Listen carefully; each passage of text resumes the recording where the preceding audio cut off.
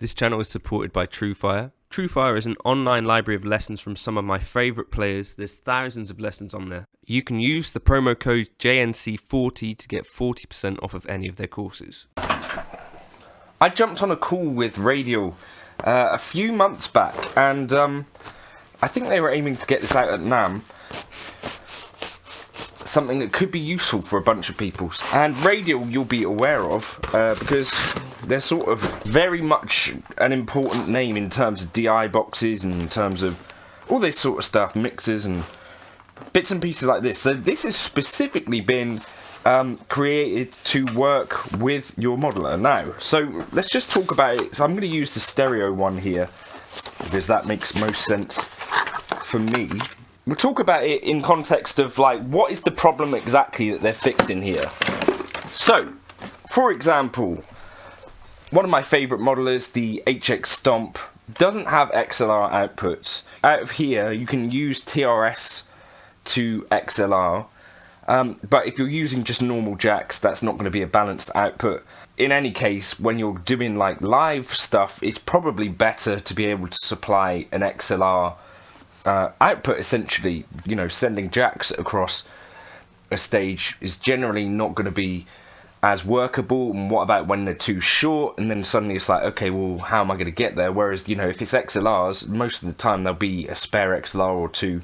The other thing going on with the HX Stomp is that there's not tons of outputs, and this is another thing I thought about. It would make sense in terms of like the Nano Cortex, where it's like the side of modelers that are not the full flagship. These things have limited outputs and some of them don't have XLR outs in general. The thing that this has is that you've got a THRU as well, so you can put your inputs in here. So if I go into here and I go out to front of house, I've also got THRU that I could use to go to an FRFR, for example. So it kind of solves a couple of issues there in terms of just being suitable for sticking on a board. I also think that there are issues with, say, the full Helix, where if you're sending phantom power, then that can in fact be noisy enough. In this case, can solve that because you're isolated from it. So that's an isolator. Got ground lift. There's also a sum control, and I'll try and show you, demonstrate the problems that it solves.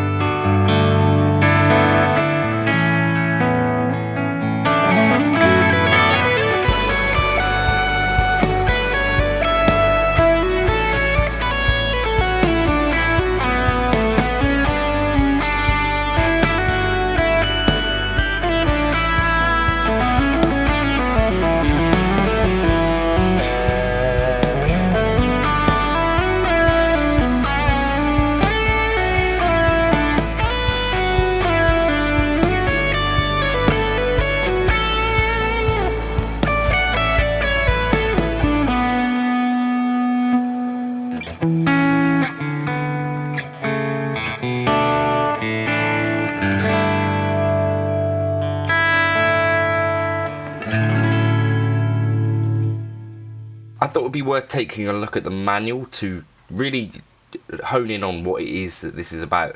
Amp and cap sims are more popular than ever. There's a unique set of problems. While they can produce line level outputs, they often still use 1/4 inch unbalanced connectors that won't support long cable runs.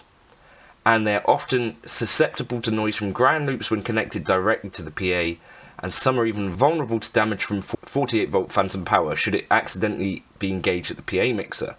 The Highline stereo is a line isolator designed to specifically address these issues and seamlessly interface any amp simulator with a PA system. It employs a premium Jensen 1-to-1 transformer which retains the full volume level from the pedal board to the PA and also provides galvanic isolation that eliminates ground loop noise for a clean and noise-free signal.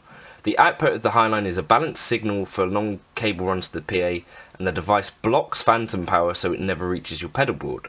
Completely passive, meaning it doesn't require any power to operate. Designed for use with standard 1/4 inch TS instrument cables. Keep them as short as possible to minimise the possibility of introducing noise. The XLRs can be up to 300 feet in length without any signal degradation. That's pretty long.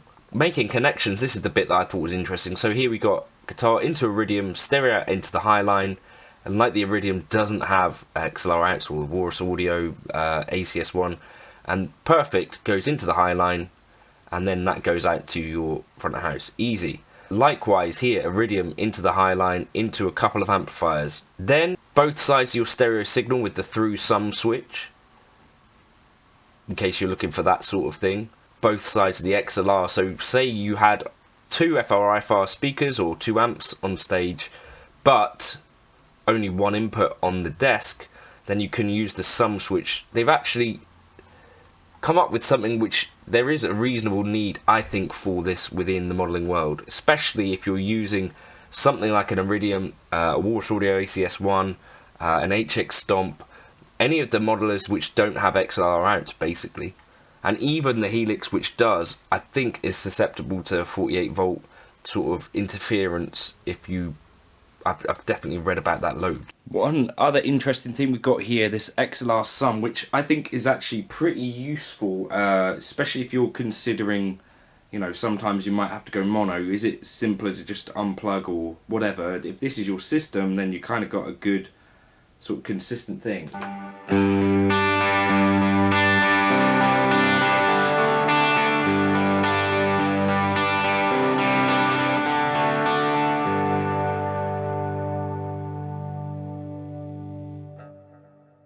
Versus